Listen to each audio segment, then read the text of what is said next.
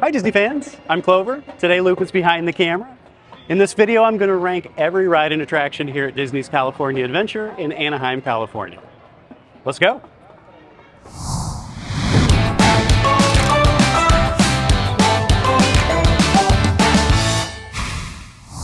Number 25, the Pixar Pal-Around.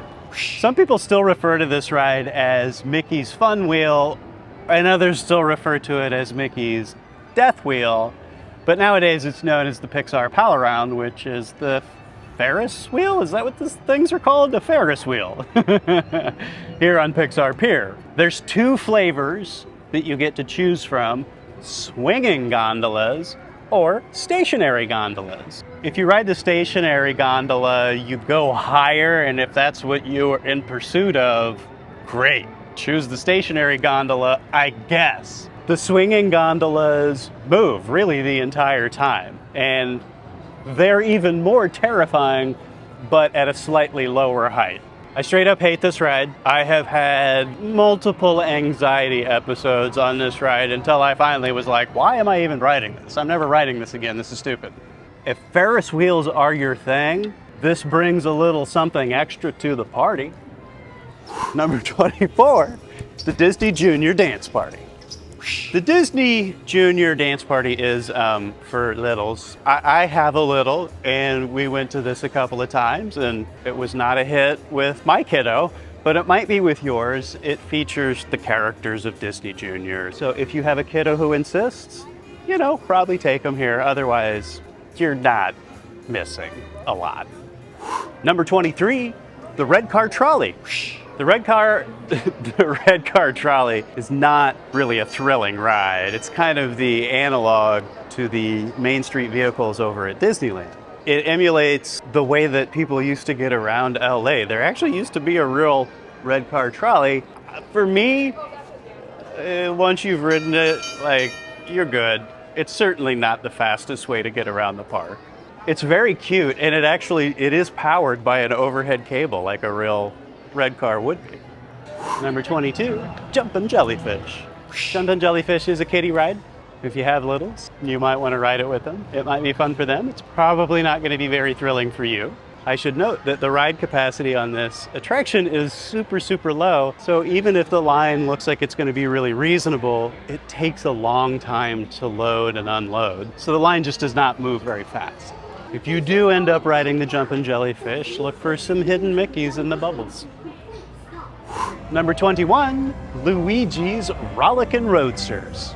Luigi's Rollickin' Roadsters has an interesting history because it goes all the way back to the flying saucers at the original Disneyland. It existed there for a short time because it didn't really work. Then many years later, fast forward to when they were building the original version of this attraction, which was called Luigi's Flying Tires. It was basically the flying saucers. It was recreated, and I think the Disney hubris led them to believe that they had solved all the problems of the past, but guess what? They hadn't, so they closed it and retooled it into Luigi's Rollickin' Roadsters, which is one of Disney's first trackless rides with a lot of motion. It's the precursor to rides like Mickey and Minnie's Runaway Railway. In that sense, it's an interesting ride, but because it's an early iteration of it, it's almost like a demo of the technology. You feel like you're on a trackless ride showroom. This ride can get pretty popular because Cars Land is popular, and there aren't that many attractions in Cars Land. I think that you can actually experience most of what this ride has to offer just by looking at it.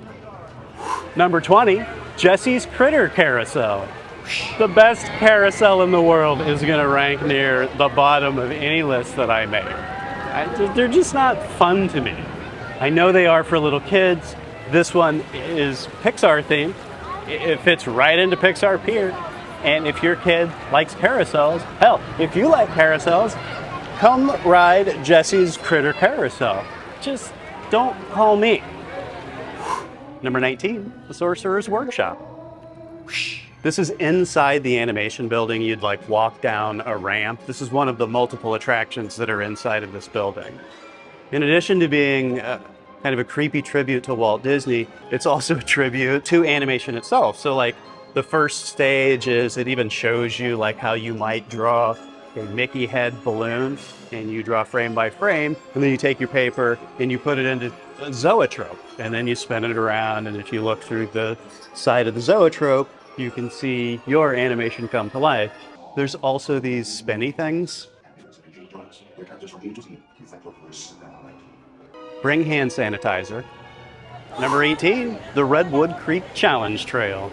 The Redwood Creek Challenge Trail is one of those attractions that you might walk straight past without knowing that it's there. Unfortunately, I'm going to preface all of this by saying that it's closed right now, and I don't actually know what's going to happen to it. They do re-theme it every now and then, so I assume that it's going to be re-themed and refurbished, but I can't really say for sure. If it does open back up similar to its current incarnation, essentially it's a giant ropes course. And if you have kids that need to burn off some excess energy, it's like an enormous jungle gym. I used to bring my own kiddo here and let him go crazy for hours. It really does a great job of simulating a redwood forest. Number 17, the Golden Zephyr. I kind of like this ride mainly because it gives you a unique view of all of the rides here on the boardwalk and of the water. It's especially pretty at night, and it's one of the last remaining places in this entire area that still simulates beach. If you go off the beaten path here to the left, there's still some sand and seagrass and stuff over there, you know, which is like marries it to the past of what it was before it was Pixar Pier. The ride itself is not totally unique. I mean, it's like a carnival type attraction. You've likely ridden a ride similar to this before. Maybe not exactly like this, and it's certainly cool looking. It's a very gentle ride that spins you in a circle. I think this is a good family ride. I'm glad it's still here. I like rides that are accessible to many ages. It's not much of a thrill, and it's not very unique. But if it doesn't have much of a wait, and you have like 10 minutes to spare, check it out. Number 16, Goofy's Sky School. Goofy's Sky School is a hairpin style coaster. The track is flat, even around turns, and so it exerts a bunch of G-forces. It can be really fun if you're like a really small person, and it can be really not fun if you were like an adult. If you like those kinds of getting squished thrills, then Goofy's Sky School is going to have the thrills you're looking for. Number 15, Mickey's PhilharMagic.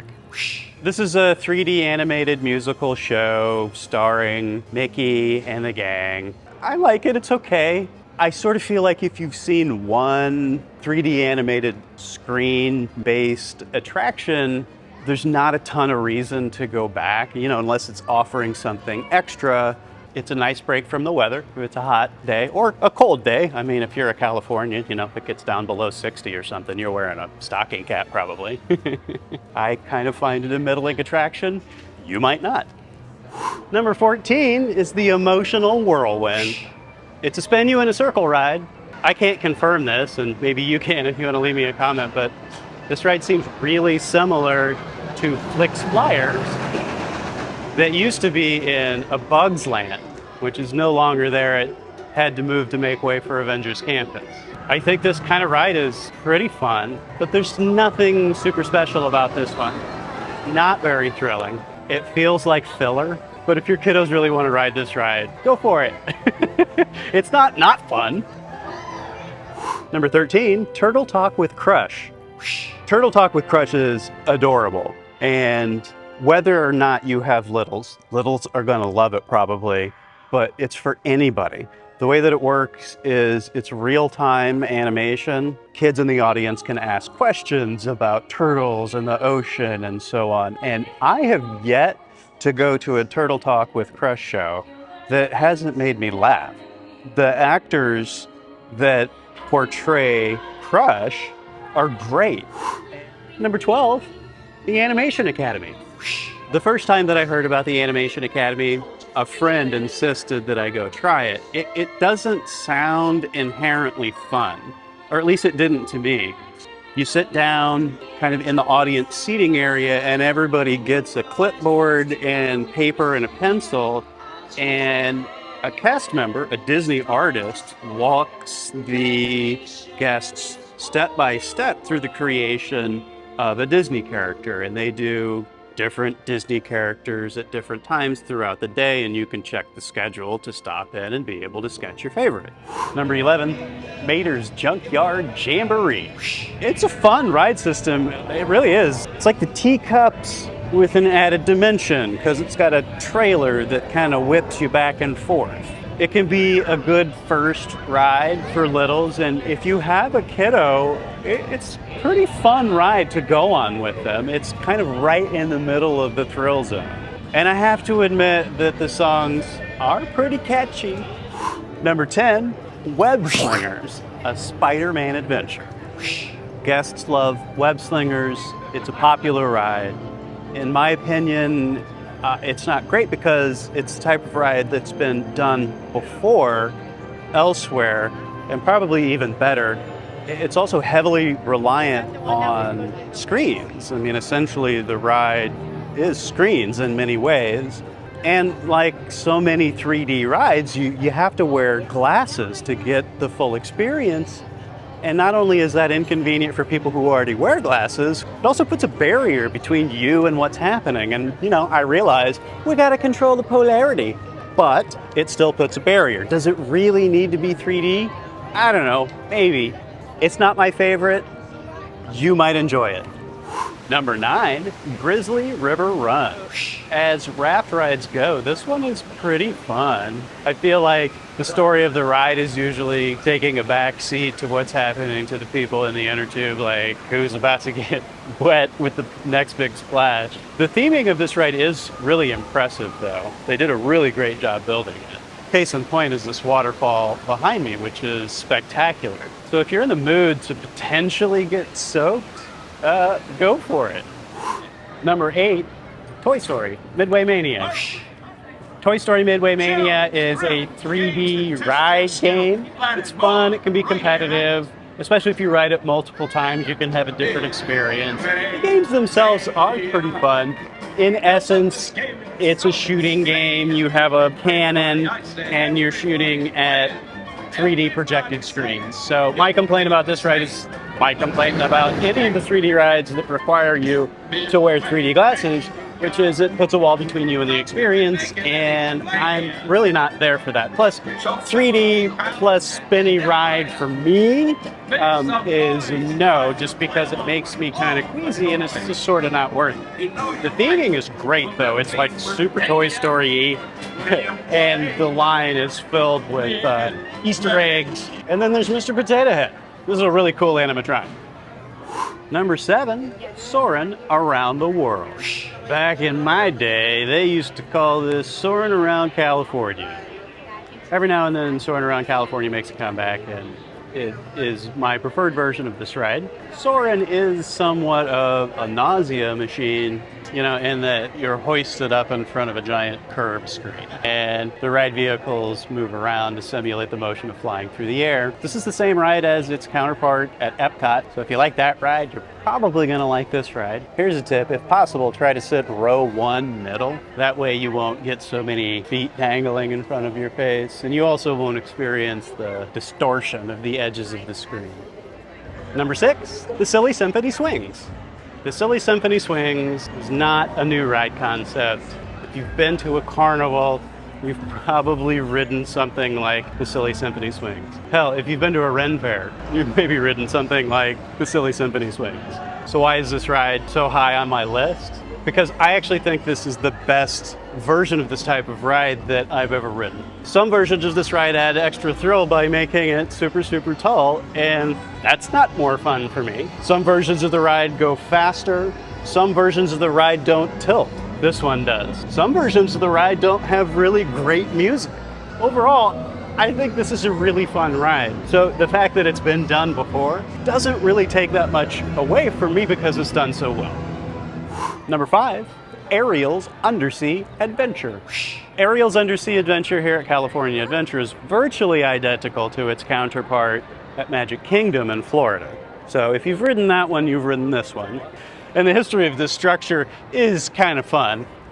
Google Ariel's Undersea, California Adventure, Whoopi Goldberg, and you'll get some background on what this attraction once was. I think this is a really well done dark ride. It's put together in a way that if an animatronic breaks down, like, it doesn't bring the whole ride to a screeching halt. And in fact, I think this ride is great for fans of any age. And if you love the world of Ariel and the Little Mermaid, you get to experience the story of the film here with this ride. Number 4, Monsters, Inc. Mike and Sully to the rescue. Not gonna lie, this one is big in my memory because it's really big in my heart. This is the first ride that my kiddo ever rode. Is it the greatest dark ride that Disney has ever produced? No. What it replaced is the worst dark ride that Disney ever produced. You can Google Superstar Limo. It was called Superstar Limo, and it was super shitty. It's consistently popular. Kids still really do like it. And I like it too. Basically, it's a straight through retelling of the original Monsters Incorporated movie. It has some classic Disney special effects, like they use a Pepper's Ghost illusion to make Randall disappear during the ride. Even though the animatronics are rudimentary compared to what's being produced nowadays, they're cute. Sully's big and furry, and to see him come to life is impressive and adorable. Number 3, Radiator Springs Racers. This is one of the Disneyland Resort's more thrilling rides. Some of the animatronics are really impressive and others are kind of not. But overall, the ride experience, as a dark ride and as a thrill ride, they both work. This is the same type of ride system that Test Track at Epcot in Florida uses. So if you like Test Track, chances are you're gonna like this ride too. And there's a competitive element to it, so it makes it seem like you're side by side with another car racing and somebody wins. I don't know how they determine the outcome. Number 2, Guardians of the Galaxy, Mission Breakout. This ride is actually really good. It's the same ride system as the Twilight Zone Tower of Terror, and they've changed the theming of the exterior of the building, and then there's changes to the ride itself. It's a good ride. I just wish the old one was still here. It's a good ride. One thing that's particularly impressive is the rocket animatronic that's during the pre-show. I do think the exterior of the building is pretty ugly. Number 1, the Incredicoaster. The Incredicoaster isn't just my favorite ride here at California Adventure. It's actually my favorite coaster of all of the coasters at all of the parks.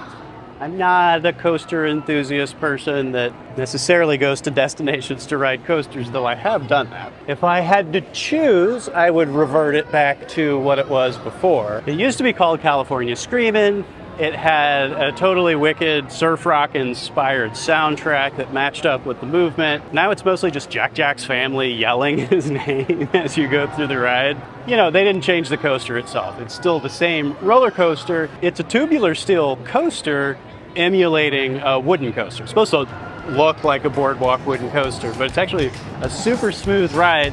And there is one inversion which is like just the right amount of thrill for me. It's a launched coaster, so you're going really fast right from the beginning, which I really like. Okay, that's my number 1. What's yours? What do you think?